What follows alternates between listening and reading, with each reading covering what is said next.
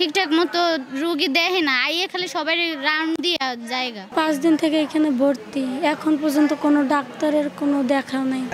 এখানে 2 minute 2 second দাঁড়াই আবার আরেকখানে। প্রায় 12 লাখ মানুষের চিকিৎসা সেবার একমাত্র ভরসাস্থল বরগুনা জেনারেল হাসপাতাল। এখানে 55 জন চিকিৎসকের পদ থাকলেও কর্মরত আছেন মাত্র 14 জন। তা দিয়ে খুঁড়িয়ে খুঁড়িয়ে চলছে হাসপাতালটি। রোগীদের অভিযোগ, হাসপাতালে চিকিৎসকের শরণাপন্ন হতে হলে অপেক্ষা করতে হয় ঘণ্টার পর ঘণ্টা।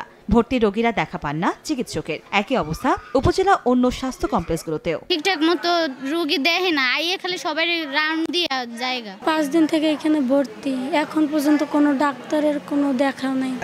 এখানে 2 মিনিট 2 সেকেন্ড দাঁড়াই আবার আরেকখানে। রোগী কোনো কথাই শোনে না। স্বাস্থ্য বিভাগ জানায়, সদর উপজেলায় 13 জন চিকিৎসকের অনুকূলে কর্মরত 6 জন, আমতলীতে 29 জন, তালতলীতে 18 জনের স্থলে কর্মরত 3 জন, পাথরঘাটায় 27 জনের অনুকূলে কর্মরত 6 জন, বেতাগীতে 27 জনের স্থলে কর্মরত 4 জন ও বামনা উপজেলায় 14 জন চিকিৎসকের অনুকূলে কর্মরত 7 জন। চিকিৎসক সংকটে রোগীদের সেবা দিতে হিমশিম খেতে হচ্ছে চিকিৎসকদেরও।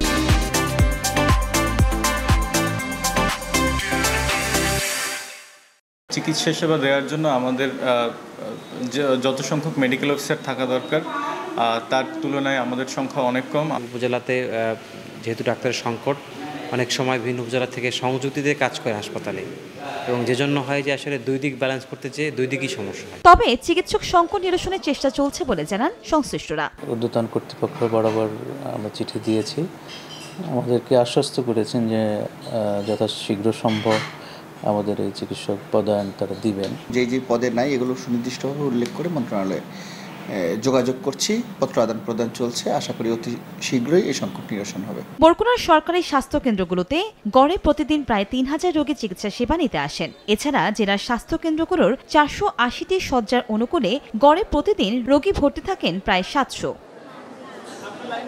সময় সংবাদ, বরগুনা।